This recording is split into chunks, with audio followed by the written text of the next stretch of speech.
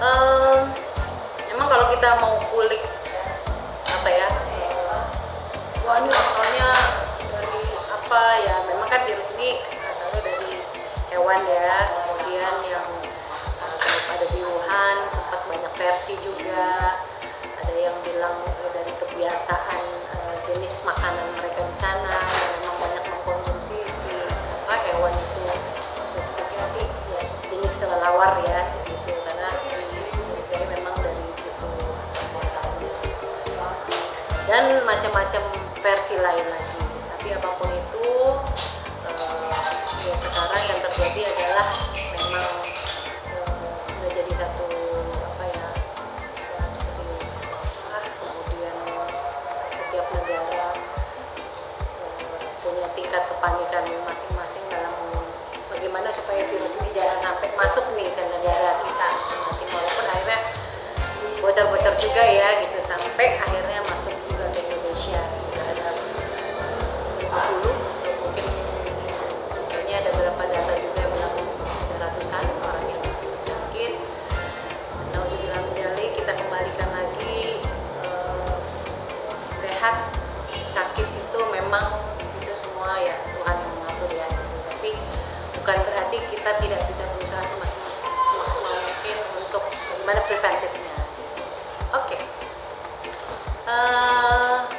Karena ini ala Mama Tia, jadi saya mau cerita alasannya bagaimana saya menyikapi ini ya. Ya corona ini berasal dari China ya, Asia. Berarti kita memang waktu pada saat udah mulai heboh tuh di China yang kita lihat dan video viral, wah tiba-tiba ada orang berdiri kemudian jatuh, gimana nggak parno ya kayak begitu. Memang sedahsyat apa nih si virus, bisa tiba-tiba orang sampai lagi berdiri masih bisa jalan tiba-tiba jatuh, serem banget kan gitu. Tapi waktu sebelum dengar kabar Indonesia udah ada korbannya, memang udah mulai waspada ya. Waduh, ini berarti tinggal berdoa, tapi ya juga tunggu waktu, karena apa ya, China kan di Asia berarti deket jaraknya juga dari Indonesia gitu. Dan terbukti nggak cuma Asia, Eropa juga sekarang sudah kena. Ini aku kemarin baru dapat kabar dari kakakku yang tinggal di Belanda, sudah 83 orang yang terjangkit ya. Oke, balik lagi, ketika akhirnya dapat kabar bahwa di Indonesia memang sudah positif ada korbannya, itu per tanggal berapa kemarin ya? Tanggal berapa kemarin ya? Mulai ada pengumuman pemerintah itu tanggal 7. 2. Ya, waktu mulai ada konferensi pers dari pemerintah, kalau salah tanggal 2 Maret ya. Wah, benar terjadi kehebohan. Sebenarnya saya waktu sebelum ada press conference dari pemerintah itu sudah mulai waspada juga, karena kebetulan ada punya adik sepupu, dia dapat informasi dari temennya yang langsung tinggal di Singapura. Waktu itu Singapura tuh sudah statusnya kayak siaga 1 lah gitu. Ibaratnya Singapura aja yang ya kita tahu ya, mereka kayak kedisiplinan bersih di tempat-tempat area publiknya. Nah, Singapura itu kan kita tahu ya, untuk public areanya mereka lebih disiplin gitu, tidak buang puntung rokok segala macam. Contohnya kayak seperti itu. Itu aja mereka negara yang dari sisi kebersihan aja udah paniknya seperti itu. Jadi adikku tuh sampai udah WhatsApp aku tuh bilang, "Kak, mulai nyetok aja nih." Gitu. Soalnya kan biasanya yang terjadi di Indonesia tuh memang kadang ya itu masyarakatnya cenderung gampang panik ya gitu kan, gampang panik. Nah, panik itu akhirnya ya itulah terjadi apa tuh ya, perebutan zebranya untuk barang-barang tertentu.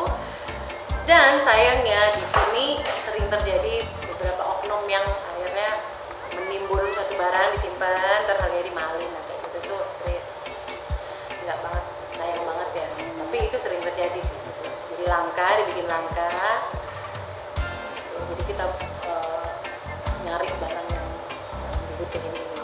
Jadi sebelum tanggal 2 itu, tapi jujur aku pada waktu itu dikasih tahu nggak yang panik banget juga gitu loh. Maksudnya ya buru-buru terus tiba-tiba nyetok belanja apa, ya seadanya aja. Paling aku yang penting-penting tuh misalnya karena masih punya anak balita, susu anak-anak tuh nyetok yang tadinya aku mungkin beli cuma 2, nah ini langsung 5 kaleng kayak gitu ya.